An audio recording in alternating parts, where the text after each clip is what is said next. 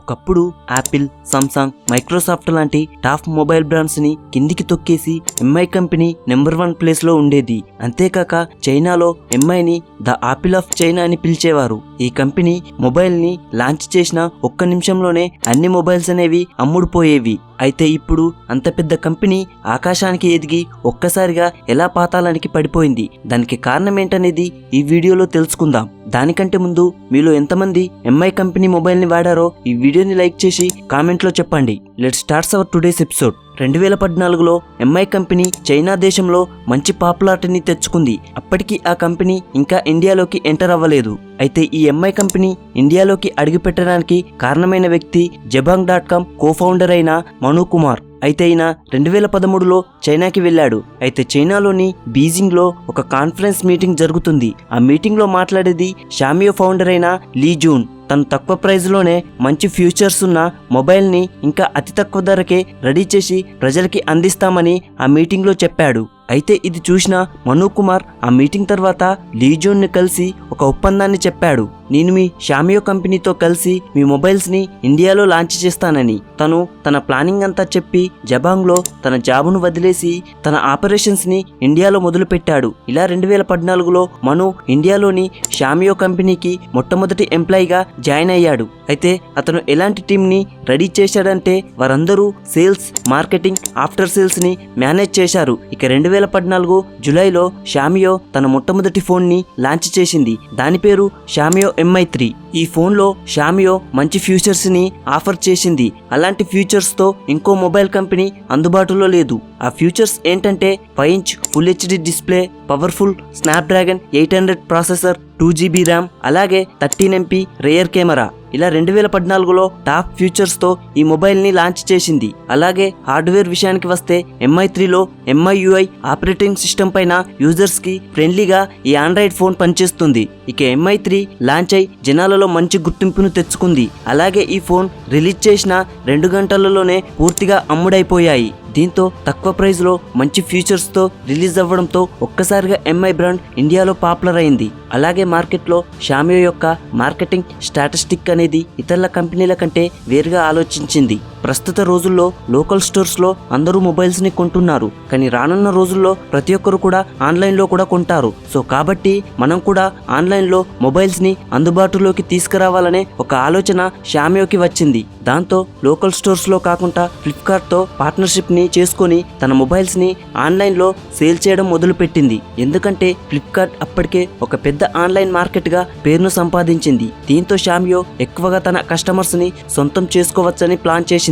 ఇక తన మొదటి ఫోన్ సక్సెస్ తర్వాత 2014లో రెడ్మీ 1S ని లాంచ్ చేసింది. ఈ ఫోన్ లో స్నాప్డ్రాగన్ 400 ప్రాసెసర్, అలాగే 1GB ర్యామ్, అలాగే 8GB ఇంటర్నల్ స్టోరేజ్ తో లాంచ్ చేసింది. ఇక ఈ మొబైల్ ధరను కేవలం 6000గా నిర్ణయించింది. అలాగే షామియో మరికొంచెం ఫ్యూచర్స్ తో రెడ్మీ నోట్ ని 9000కే లాంచ్ చేసింది. ఇలా మంచి ఫోన్స్ ని లాంచ్ చేయడం వల్ల అవన్నీ షామియోకి స్ట్రాంగ్ బ్రాండ్ గా ఇమేజ్ ని తీసుకొచ్చాయి. అలాగే ప్రజల దగ్గర నుండి షామియోకి డిమాండ్ కూడా పెరిగింది. అది ఎంతలా అంటే షామియో, ఎంఐ, రెడ్మీ లాంటి 3 పేర్లతో డిఫరెంట్ మొబైల్స్ ని లాంచ్ చేసేంతలా. ఇలా ఎన్నో రకరకాల మొబైల్స్ ని రెడీ చేసి లాంచ్ చేసింది. అలాగే ఐఫోన్ కొనలేని వారి కోసం సేమ్ అలాంటి డిజైన్ తో కూడా సేమ్ లుక్ లో ఉన్న మొబైల్స్ ని లాంచ్ చేసింది. అలాగే రెడ్మీ సిరీస్ ని ప్రజలు ఎక్కువగా కొనడం వల్ల ఆ సిరీస్ కి చాలా క్రేజ్ వచ్చింది.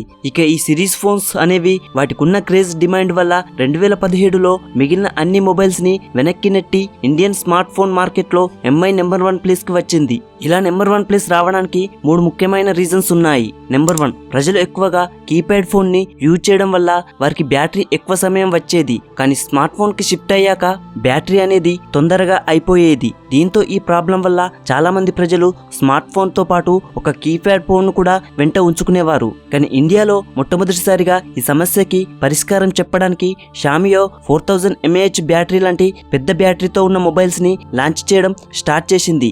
ఇది చాలా వరకు సక్సెస్ అవ్వడానికి అతి ముఖ్యమైన కారణం. ఇక నెంబర్ 2, సామ్సంగ్, ఆపిల్ మొబైల్ అనేవి అప్పటికే మార్కెట్లో ప్రీమియం మొబైల్ ని లాంచ్ చేస్తూ చాలా కాస్ట్లీ ప్రైస్ తో ఉండేవి. కానీ దీంతో అంత ప్రైస్ పెట్టి కొనేవారు ఎవరూ లేరు. అలాగే మిడ్ రేంజ్ మొబైల్ కంపెనీస్ అయిన మైక్రోమాక్స్, లావా, కార్బన్ బ్రాండ్స్ కొన్ని మొబైల్స్ ని లాంచ్ చేశాయి. కానీ వాటి బిల్డ్ క్వాలిటీ అలాగే యూజర్ ఎక్స్పీరియన్స్ అనేవి అంత బాగా లేకపోవడంతో కస్టమర్స్ ఆ కంపెనీ మొబైల్స్ ని ఎవరూ కొనలేదు. అప్పుడే షామియో కంపెనీ దీనిని బాగా మార్కెట్ చేసుకుంది. లో రేంజ్ నుండి మిడ్ రేంజ్ వరకు మంచి మొబైల్స్ ని బెస్ట్ యూజర్ ఎక్స్పీరియన్స్ తో రిలీజ్ చేసింది. దీంతో రోజు రోజుకు ఎంఐ బ్రాండ్ తన మార్కెట్ ని ఇండియాలో ఇంకా ఎక్కువగా పెంచుకుంది. దీంతో 2017లో షామియో అనేది ఇండియాలో నెంబర్ 1 స్మార్ట్ ఫోన్ బ్రాండ్ గా ఫస్ట్ ప్లేస్ లో ఉంది. ఇక్కడ ఇంకో ఇంట్రెస్టింగ్ విషయం ఏంటంటే తను రిలీజ్ చేసే మొబైల్స్ పైన ఉన్న నమ్మకంతో టీవీలో గానీ ఓడింగ్స్ లో గానీ ₹1 ఖర్చు చేయకుండా షామియో సేల్స్ లో నెంబర్ 1 ప్లేస్ లోకి వెళ్ళింది. ఇక 2020లో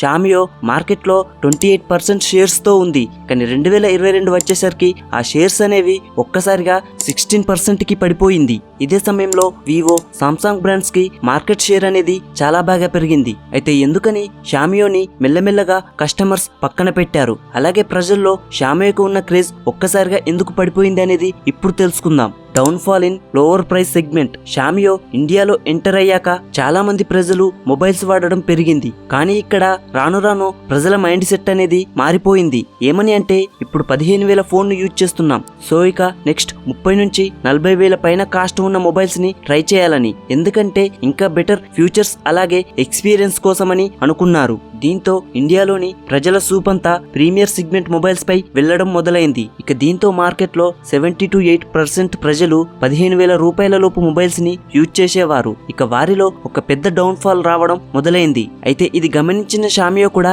మిగిలిన బ్రాండ్స్ లాగా ప్రీమియం సెగ్మెంట్ మొబైల్స్ ని రెడీ చేసి రిలీజ్ చేసింది. కానీ ప్రజల దృష్టిలో షామియో అనేది అఫోర్డబుల్ ఫోన్ గానే మిగిలిపోయింది. ప్రజలంతా దీనిని ప్రీమియం ఫోన్ గా చూడలేకపోయారు. ఇక అలాగే ఈ ఫోన్ లో MIUI యాడ్స్ అలాగే దానిలో బగ్స్ ఒక కారణం. ఒకప్పుడు షామియో మిగతా మొబైల్స్ అన్నింటికంటే ఈజీగా స్మూత్ గా ఉండే MIUI ని లాంచ్ చేసింది. టైం టు టైం అప్డేట్స్ వచ్చేవి, అలాగే దాని యూజర్ ఎక్స్పీరియన్స్ కూడా చాలా బాగా ఉండేది. అలాగే దాని బూట్వేర్ లో అండ్ అడ్వర్టైజ్మెంట్స్ వచ్చేవి. కానీ కొన్ని రోజులకి ఈ ప్రాబ్లమ్స్ అన్నింటినీ షామియో సెటప్ చేసింది. అలాగే బోల్ట్వేర్ అండ్ బగ్స్ కూడా. బోల్ట్వేర్ అంటే ఫోన్స్ లో ఫ్రీగా ఇన్స్టాల్ చేసి వచ్చే యాప్స్. వాటి వల్ల బ్యాటరీ స్టోరేజ్ అనేది తొందరగా అయిపోయేది. అలాగే వాటిని అన్ఇన్స్టాల్ కూడా చేయలేకపోవడం ఒక ప్రాబ్లం. ఇక దీంతో షామియోలోని ప్రతి మొబైల్స్ లో ఈ MIUI ఉండడం వల్ల షామియోలో ప్రీమియం మొబైల్స్ ని కూడా ప్రజలెవరూ పట్టించుకోలేదు. ఎంతో ఖర్చు పెట్టి మొబైల్ తీసుకున్న యూజర్స్ కి ఈ MIUI ఎక్స్పీరియన్స్ అనేది